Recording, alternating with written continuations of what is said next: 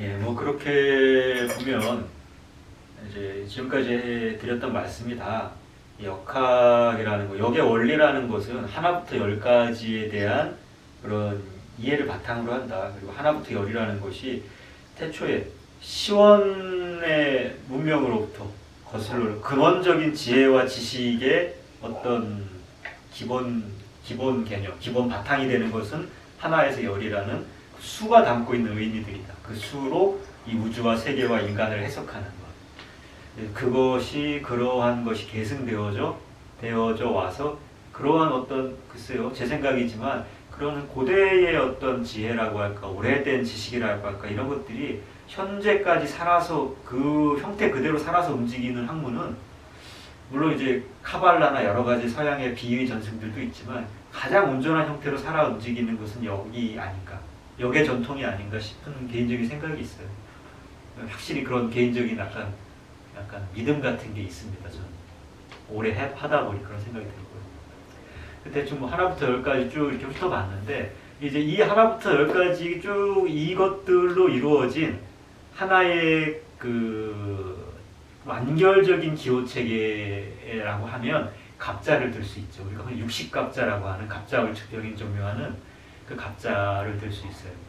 갑자라는 거는 이제 뭐 다들 아시겠지만 그 십천간 하나부터 열을 갑을병정 무기경신 임계로 이제 기호화한 십천간 그리고 이제 자축인묘 진사오미 신유술에 해서 하나부터 12까지 12갈래를 기호화한 지지 이 두 개가 서로 결합되는 방식을 통해서 마치 수의 60진법을 이루듯이 60개의 고유한 기호체계를 갖는 것 이게 60갑자죠. 그리고 갑자라고 부르는 것은 그것인데 우리가 흔히 여기에 있어서 사람들이 가장 대중적으로 쉽게 접하는 것 중에 하나가 사주인데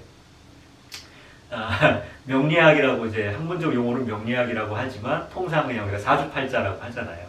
이 사주팔자라는 게 대표적인 갑자를 활용한 순수하게 갑자를 가지고 계산하는 계산식 같은 거죠.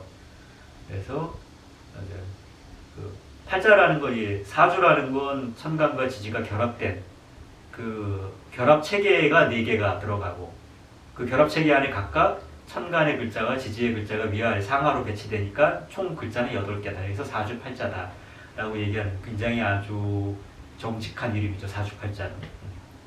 그런 거죠.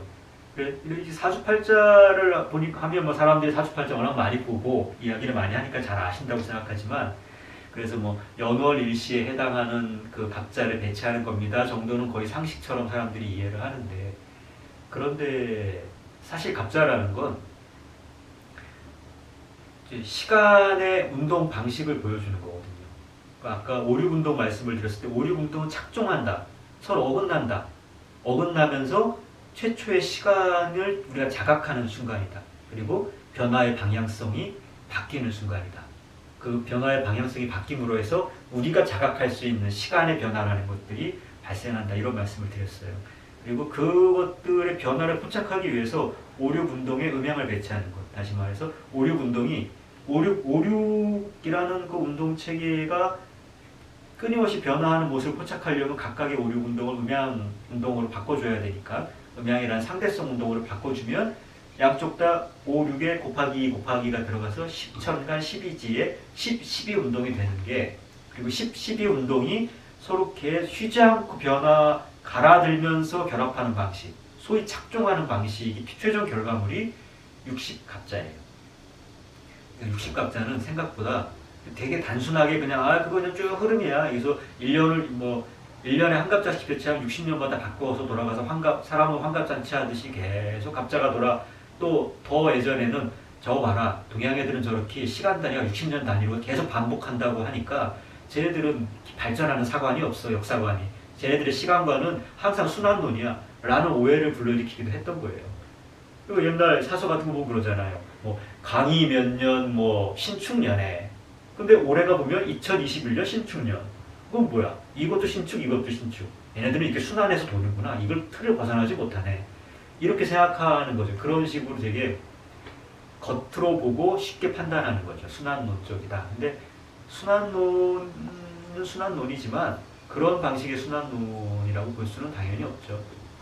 당연히 없는 것이고, 이 체계 자체가 아까 말씀드린 착종이라는 것에 우리가 서로 이렇게 계속해서 결이 어긋나면서 변화하는 그러한 방식의 체계이기 때문에 인간에게서는 연월일시를 부여해서 인간을 코드화시켜서 이해하려고 하는 것이지만 사람들이 잘 모르지만 이제 물론 정식 이론은 아닌데 그런 말이 있어요. 하늘에도 사주가 있고 땅에도 사주가 있고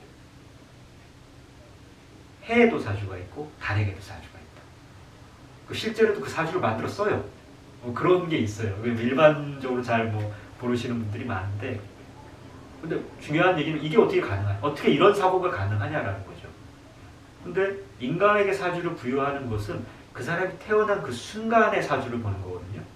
그러니까 갑자가 끊임없이 흘러가니까 갑자라는 게 결에 따라 한 해를 표현하는 갑자, 그 달을 표현하는 갑자, 그리고 매 시간을 표현하는 나를 표현하는 갑자, 매 시간을 표현하는 갑자들이 계속 이렇게 따로따로 흐르잖아요. 그리고 흐르면서 계속 서로 교차하는 거잖아요. 근데 그 중에 어느 지점에서부터 어느 지점까지가 어떤 사람이 태어나서 죽는 시점이 될 수 있는 거거든요. 당연하게도.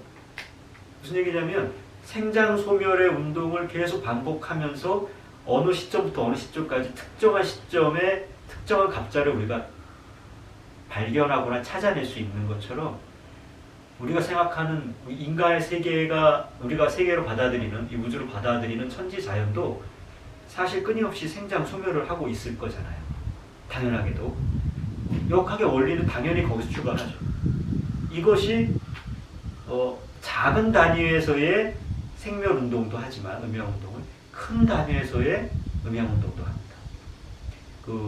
주자 같은 경우에는 주자가 쓴 책에 보면 1년을 단위로 해서 음양운동을 대음양운동과 소음양운동으로 이제 나눠서 자기가 얘기를 설명을 해요. 그래서 1년이 12달이면 자축, 인묘, 진사오미, 신유, 술, 해, 달이 있잖아요. 물론 이제 정월달은 인달부터 시작하지만 편의상 자부터 해까지. 그러면 자는 양, 축은 이는 양, 묘는 이런 식으로 술은 양, 해는 이렇게 해서 양음을 12번 반복해서 1년이 간다. 이게 소음양운동이다. 그래 놓고 다시 근데 1년의 대음양운동은 뭐냐 그러면 자축, 인묘, 진사까지의 앞에 6달 그리고 오미, 신유, 술해 뒤에 6달을 끊어서 앞에 양, 뒤에 이렇게 해서 대음양운동이다. 이런 이제 얘기를 하고 이런 주장을 하거든요. 굉장히 정확한 주장이고 독창적인 주장도 아니에요. 굉장히 맞는 말이고. 그러니까 음양 변화라는 건 끊임없이 작은 변화 위에 더 큰 변화가 동일한 패턴이 계속 더 씌워지는 거거든요. 계속 레이어드 되는 거죠. 더 씌워지고 더 씌워져서 우주 단위까지. 이걸 가장 잘 해낸 사람이 소강절이라는 사람인데 소강절의 황급경세론이라는 책을 보면 모든 작업이 그거예요. 천지 만물의 미물 하나하나에서부터 우주 전체 이렇게까지. 지금으로 치면 아주 소립자의 세계의 저 끝에서부터 우주 전체의 사이즈까지. 그야말로 상대성 이론에서부터 양자역학까지를 아울러서 하나의 동일한 패턴 안에 담고자 하는 방식. 그거의 대표적인 저서가 소강절의 황급경세죠. 네. 굉장히 유명한 책이에요. 역학사에서 하나의 보전 같은 책입니다. 그런데 어디까지 얘기를 했죠? 그런 방식처럼 우리 사회의 문명과 이 세계와 우주가 같이 가기 때문에 문명의 주기와 천지자연의 주기와 우주의 주기가 대순환, 중순환, 소순환을 하지만 패턴은 같은 패턴을 갖고 있기 때문에 어느 순간 중첩되는 지점이 생겨요. 어느 순간. 쉽게 예를 들면 만약에 인류가 인류의 문명이 탄생에서부터 멸망까지가 하나의 큰 대주기라면 그렇죠? 이 대주기는 이 천지자연의 굉장히 복잡한 주기 중에 아주 일부지만 그것을 그대로 다시 재현하는 동일한 패턴을 재현하는 한 주기의 끝부분이고 우주 전체의 탄생에서 소멸의 어느 시기에 동일한 패턴을 반복하는 주기가 될 수 있는 거죠. 그런 게 될 수 있습니다. 그것을 잘 표현해 줄 수 있는 게 갑자론이에요. 갑자를 잘 들여다보면 그걸 이해할 수 있습니다. 그래서 잘 알려지지 않았지만 하늘, 땅, 해, 달, 우주에도 사주가 있다라는 표현을 쓸 수가 있는 겁니다. 그 특정한 주기성, 그 변동의 패턴의 어떤 주기부터 어떤 주기까지가 이 우주의 탄생과 소멸이야. 또 이 하늘의 탄생과 소멸이야. 이 문명의 탄생과 소멸이야. 이것을 계산해낼 수 있다는 거예요. 추론해낼 수 있다는 거죠. 그래서 독특한, 고유한 우리 민족 고유의 어떤 전형적인 사고방식 중에 하나인 계병론 같은 것들이 가능한 겁니다. 선천과 후천을 나눈다라는 것이 그런 거거든요. 그러니까 하늘도 태어나서 살다 늙고 죽어.